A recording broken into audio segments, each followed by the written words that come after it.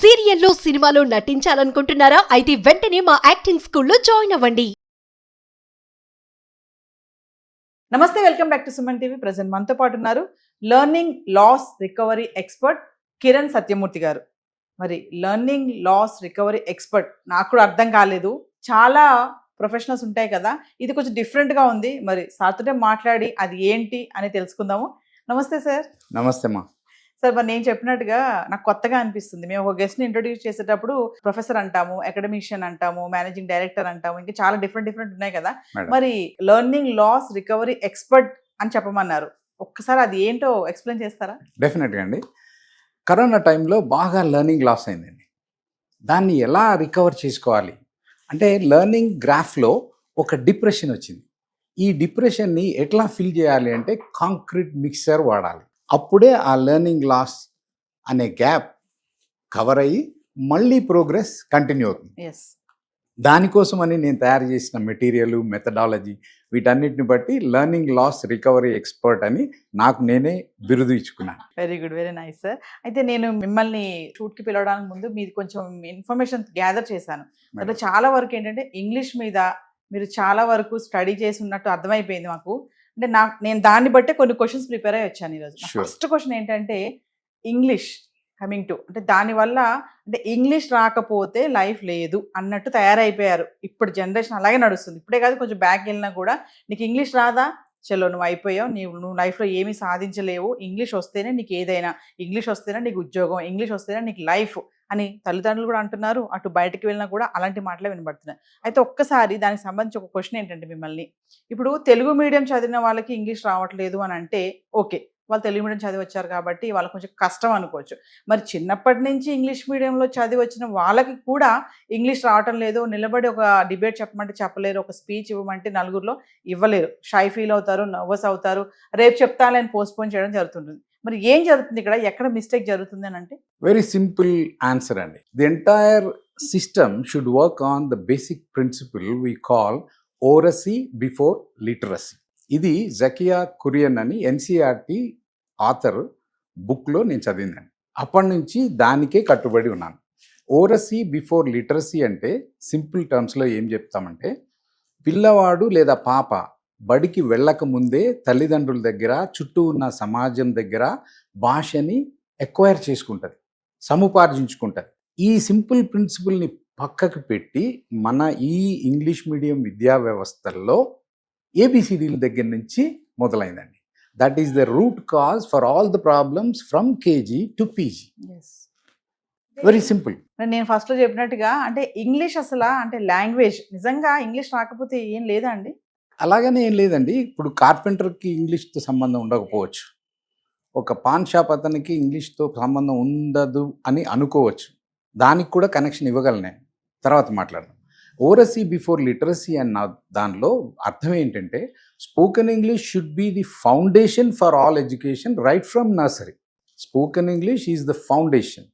అంటే ఒక క్లాస్లో నర్సరీనో ఎల్కేజీనో ఒక తల్లి తీసుకొచ్చి క్లాస్ ముందు నాన్న లోపలికి వెళ్ళు అని అంటే, గో ఇన్ అని అంటే, టీచర్ ఏమంటారండి, please come in Subhash, please come in అంటారు. అంటే పిల్లవాడి చదువు ఎక్కడి నుంచి మొదలవుతుంది, వినటం దగ్గర నుంచి మొదలవుతుంది.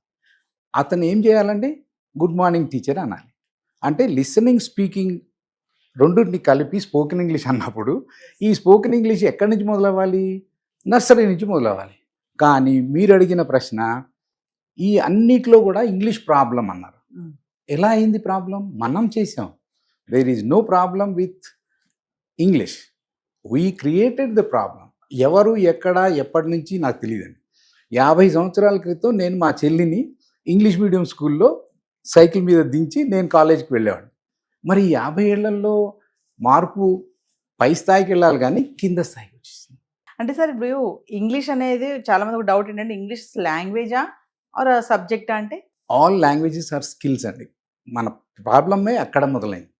Languages cannot be learned as subjects. ఒక సోషల్ స్టడీస్ ఉంది, ఒక సైన్స్ ఉంది, ఇవన్నీ కూడా కాన్సెప్ట్స్ అర్థమైతే మనకున్న లాంగ్వేజ్లో వాటిని వివరించి రాస్తే అవతల వాళ్ళకి అర్థమై మార్కులు వేస్తారు అనుకుందామండి ఎగ్జామినేషన్ సిస్టంలో. మన దురదృష్టం ఏంటంటే, నర్సరీ నుంచి 10th క్లాస్ దాకా ఇప్పటిదాకా కూడా పరీక్షలు లేవండి. అంటే స్పోకెన్ ఇంగ్లీష్కి పరీక్ష లేవు, Hmm. లిసనింగ్ స్కిల్స్కి పరీక్ష లేదు, స్పీకింగ్ స్కిల్కి పరీక్ష లేదు. కానీ ఇంటర్మీడియట్లో 2 ఏళ్ల క్రితం నుంచి మనం ఇంట్రడ్యూస్ చేసాం ఇంటర్మీడియట్లో ఇంగ్లీష్లో ప్రాక్టికల్ ఎగ్జామ్స్ అని. కానీ అవి అక్కడ కాదు, ఇక్కడ నుంచి మొదలవు. నర్సరీ నుంచే లిసనింగ్ స్కిల్స్లో ఎన్ని మార్కులు పాపకి, స్పీకింగ్ స్కిల్స్లో ఎన్ని మార్కులు బాబుకి, ఒక అసెస్మెంట్ ఉండాలి. If the child is not in a position to listen, understand and speak confidently, there is a problem, a big problem which will continue till PG and beyond Yes. unless some repair work is done in between somewhere. కొన్ని languages చూడండి ఇట్టే నేర్చేసుకుంటారు. Like ఇప్పుడు Lambadi language కానీ ఒక 2 నెలలకో 3 నెలలకో వచ్చేస్తుంది. ఇంకా చెప్పాలంటే అడవుల్లో ఉంటారు చూసారా, ఆకులు అలమలు కట్టుకుని ఉన్న వాళ్ళు కూడా ఉన్నారు.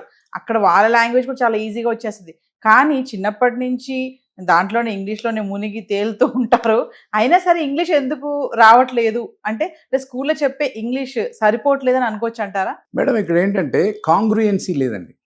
కాంగ్రుయెన్సీ అంటే ఏది విన్నామో అది మాట్లాడటం ఈజీ పిల్లలకి, ఏది విని మాట్లాడామో అది చదవటం ఈజీ, ఏది విని మాట్లాడి చదివామో దాని గురించి రాయటం ఈజీ. కానీ ఇక్కడ ఏంటంటే వినేది వేరు, మాట్లాడేది వేరు, చదివేది వేరు, రాసేది వేరు. ఇలా అయిపోవటం వల్ల అంటే కాంగ్రుయెన్సీ లేకపోవటం వల్ల ఈ ప్రాబ్లం పెద్ద జటిలంగా మారిందండి. ఎస్. ఇంకా చాలా చూసుకుంటే అండి ఈ ఎస్ఎస్సి కానీ ఇంటర్ కానీ కొంతమంది ఇంగ్లీష్లో ఫెయిల్ అయిపోతూ ఉంటారు. మరి ఫెయిల్ అయిపోయిన వాళ్ళు అక్కడితో స్టడీ ఆపేస్తారు, ఇంకా చదవరు. ఏమైనా అడిగితే నాకు ఇంగ్లీష్ రావట్లేదు, కష్టమైపోయింది, ఇంక నేను చదవలేను, ఎందుకంటే ముందు కూడా సబ్జెక్ట్స్లో ఇంగ్లీష్లోనే ఉంటాయి కాబట్టి నేను అవేమి చేయలేను అని చెప్పేసి అక్కడికి ఫుల్ స్టాప్ పెట్టేయడం జరుగుతూ ఉంటుంది. అలాంటి వాళ్ళకి మరి మీరు ఇచ్చే సజెషన్స్ ఏమైనా ఉన్నాయా? చాలా దురదృష్టం అండి. సంవత్సరానికి లక్షల్లో ఇలాంటి వాళ్ళు ఇప్పుడు కోట్లు దాటారండి. ఇంటర్మీడియట్ దగ్గర డ్రాప్ అయిపోయి ఆ ఫిజిక్స్, ఆ కెమిస్ట్రీ, ఆ మిగతా సబ్జెక్ట్స్, మ్యాథమెటిక్స్, ఆ కాంప్లికేటెడ్ కాన్సెప్ట్స్ ఇంగ్లీష్లో అర్థం కాక పల్లెటూళ్ళ నుంచి వచ్చి ఇక్కడ రూములు తీసుకొని హాస్టల్స్లో ఉండి ఈ బాధలు పడుతున్న వాళ్ళనందరినీ చూశానండి. వాళ్ళందరికీ జరిగిన అన్యాయం వ్యవస్థలో జరిగింది. వీరు వారు అనేది ఏం లేదు, వ్యవస్థే అలాగుంది. కాబట్టి వాళ్ళు మానేశారు. వాళ్ళకి అనుకుంటే వాళ్ళు సాధించగలరు, డెఫినెట్గా సాధించగలరు. when they follow LSRW, listen, speak, read, write, ఈ సీక్వెన్స్లో అదే ఆర్డర్లో నేర్చుకుంటే ఈజీగా వస్తుంది. నమస్తే సార్. నమస్తే అమ్మా.